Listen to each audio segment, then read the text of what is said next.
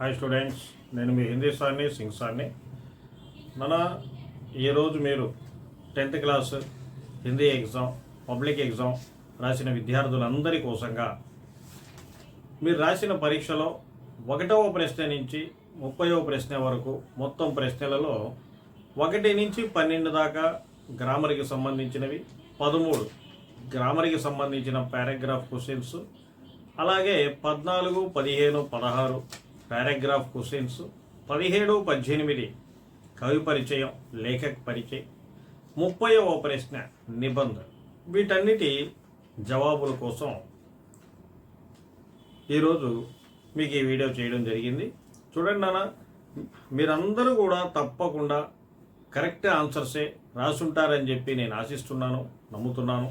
రాసే ఉంటారు గ్యారంటీగా. మీరందరూ కూడా ఒక్కసారి చెక్ చేసుకోండి, ఈ ఆన్సర్స్ మీరు రాసిన ఆన్సర్స్ ఒకటేనా కాదా అని. చూడండి అన్న, మనకిచ్చిన క్వశ్చన్ పేపర్లో భాగ్ 1లో మొదటి ప్రశ్న ఇక్కడ తత్సం తద్భవ్కి సంబంధించి మనకి ఇక్కడ ఇవ్వడం జరిగింది. తత్సం తద్భవ్లో మొదటి లైన్లో సూర్య అని అడగడం జరిగింది. దానికి జవాబు మనకి ఎక్కడ దొరుకుతుంది? సెకండ్ లైన్లో దొరుకుతుందని ఆల్రెడీ మీకు చెప్పున్నాను నేను. సెకండ్ లైన్లో సూరజ్ అనేది ఆన్సర్. అలాగే రెండవ ప్రశ్న క్రియా విశేషణ ఇక్కడ ఔరతే గీత్ ప్రేమ్ సే గాతి హై అన్నాడు. ఆన్సర్ వచ్చేసి ప్రేమ్ సే. అదేవిధంగా మూడవ ప్రశ్న సంఖ్య రాయమన్నాడు. 1910 అంటే ఎంత అని, అంటే 1910 1910 అనేది మూడవ ప్రశ్నకి జవాబు. అలాగే కారక చిహ్నం ఇక్కడ అడగడం జరిగింది. కారక చిహ్నం కా, కే, కి ఈ మూడిట్లో ఏది అని అడగడం జరిగింది. ఆన్సర్ వచ్చేసి కారక చిహ్నం కే అవుతుంది. అలాగే ఐదవ ప్రశ్న సమాసం అడగడం జరిగింది. సాధు సంత్ అనేది ఏ సమాసం అని అడగడం జరిగింది. సాధు సంత్ అనేది ద్వంద్వ సమాసం. ఇది ఆప్షన్ ఏలో ఉంది, దాన్ని రాయాల్సి ఉంటుంది. అలాగే ఆరవ ప్రశ్న పర్యావరణ్ అనే దాని కింద అండర్లైన్ చేస్తుంది. దీన్ని సంధి విచ్ఛేదన చేయాలి. సంధి విచ్ఛేదన చేస్తే పరి ప్లస్ ఆవరణ్ అనేది అవుతుంది అన్నమాట. అదేవిధంగా ఏడవ ప్రశ్న అంతర్రాష్ట్రీయ అనే దానికి అర్థం రాయమన్నాడు. దానికి ఆన్సర్ ఆప్షన్ ఏ, జో విశ్వకే సభీ దేశం సే జుడా హో అనేది కరెక్ట్ ఆన్సర్. అలాగే 8th క్వశ్చన్ ముహావరా రాయమన్నాడు. దానికి ఇక్కడ ఆప్షన్ ఏ, ఆప్షన్ బి రెండు ఇవ్వడం జరిగింది. ఆ రెండింటిలో కూడా బి ఆంఖే ఖుల్నా అనేది ముహావరా అవుతుంది. అలాగే 9వ ప్రశ్న పురుష్ గోదావరికి కలెష్ ఉండేల్తే హై అన్నాడు. లింగ బదల్కర్ లిఖి అన్నాడు. ఆ పురుష్ అనేది స్త్రీయా అవుతుంది, ఎందుకంటే అది ప్లూరల్లో ఉంది కాబట్టి పురుష్ అనేది స్త్రీ అని కొంతమంది రాసుంటారు, కానీ స్త్రీయా అని రాయాలైనా ఇక ఉండేల్తీ హై అని చెప్పి ఈ విధంగా రాయాలి. అలాగే 10వ ప్రశ్న లడికి పాఠశాల జాతి హై అన్నాడు. వచన్ బదల్కర్ నంబర్ మార్చి రాయాలి, ప్లూరల్లో రాయాలి. లడికి అనేది లడికియా అవుతుంది, పాఠశాల జాతి హై. అలాగే 11వ ప్రశ్న సోను కాలేజ్ గై అన్నారు. దీనికి ఎదురా అంటే భవిష్యత్ కాలంలో రాయమన్నాడు. భవిష్యత్ కాలంలో రాయమన్నప్పుడు సోను కాలేజ్ జాయేగి అని రాయాలి. కొంతమంది గై హోగి అని కూడా రాసుంటారు, కానీ సోను కాలేజ్ జాయేగి అనేది రైట్ ఆన్సర్. తర్వాత శుద్ధ కీజియా అన్నాడు. మై మందిర్ జాతా హై అన్నాడు. మై వచ్చినప్పుడు వర్తమాన కాలంలో హూ వస్తుంది నాన్న. మై మందిర్ జాతా హూ, దిస్ ఇస్ రైట్ ఆన్సర్. ఇది రోమన్ నెంబర్ 1. రోమన్ నెంబర్ 2లోకి వెళ్తే 13వ ప్రశ్న గ్రామర్కి సంబంధించి ఇవ్వడం జరిగింది. మీకు ఆల్రెడీ చెప్పాను నేను, గ్రామర్కి సంబంధించి 13వ ప్రశ్నలో ప్రతి ప్రశ్నకి జవాబు కూడా పారాగ్రాఫ్లోనే దొరుకుతుంది, అక్కడనే చూసి రాయండి అని. ఇక్కడ పారాగ్రాఫ్ ఇచ్చాడు. ధన్వాన్ అనే దానికి ఆపోజిట్ వర్డ్ ఏంటి అన్నాడు. మనకి పారాగ్రాఫ్లో 2 ఆన్సర్లు ఉన్నాయి. నిర్ధన్ అనేది ఉంది, గరీబ్ అనేది ఉంది. 2 రాసినా పర్వాలేదు, రెండిట్లో 1 రాసినా పర్వాలేదు, ఏదైనా కూడా కరెక్ట్ ఆన్సరే. ఆ తర్వాత సు అనే పదంతో ఉపసర్గ ఏంటి అన్నాడు. సుప్రసిద్ధ అనేది ఉంది, సుప్రసిద్ధి రాయాలి. అలాగే ఇక్ అనే అక్షరంతో ప్రత్యయ అడిగాడు. ఇక్తో ప్రత్యయ వచ్చేసి వైజ్ఞానిక్ అని రాయాలి.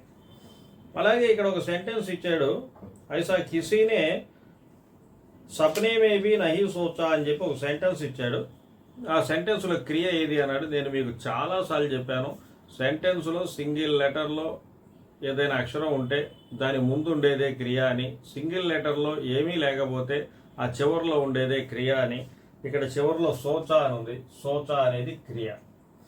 అలాగే మెహనత్ అనే దానికి పర్యాయ పదం రాయమన్నాడు. మెహనత్ అంటే హార్డ్ వర్క్, దానికి పర్యాయ పదం పరిశ్రమ అనేది రాయాలి.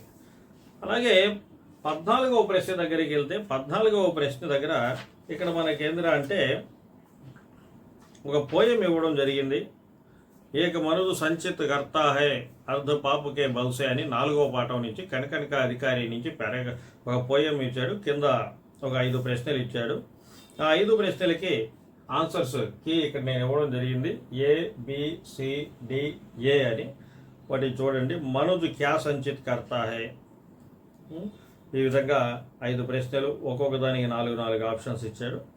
ఆన్సర్స్ వచ్చేసి ABCDA. నెక్స్ట్ 15 అన్నమాట. 15కి ఏంటి, 15కి ఒక పారాగ్రాఫ్ అయితే ఇవ్వడం జరిగింది. పారాగ్రాఫ్ కింద ఒక 5 ప్రశ్నలు ఇవ్వడం జరిగింది. ఈ పారాగ్రాఫ్ కూడా మనకి లోకగీత నుంచి ఇవ్వడం జరిగింది. లోకగీతకు సంబంధించి ఇక్కడ ఈ పారాగ్రాఫ్ కింద 5 ప్రశ్నలు ఇచ్చారు. ఏంటో 5 ప్రశ్నలు, దీనికి దూసరే ప్రకారకే బడే లోకప్రియ గానే కిస్కే హై అన్నాడు.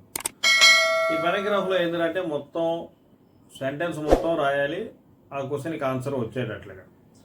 दूसरे प्रकार के बड़े लोकप्रिय गाने आल्हा के हैं. మెయిన్ ఈ ఆల్హా అనేది ఆన్సర్లో ఉండాలన్నమాట.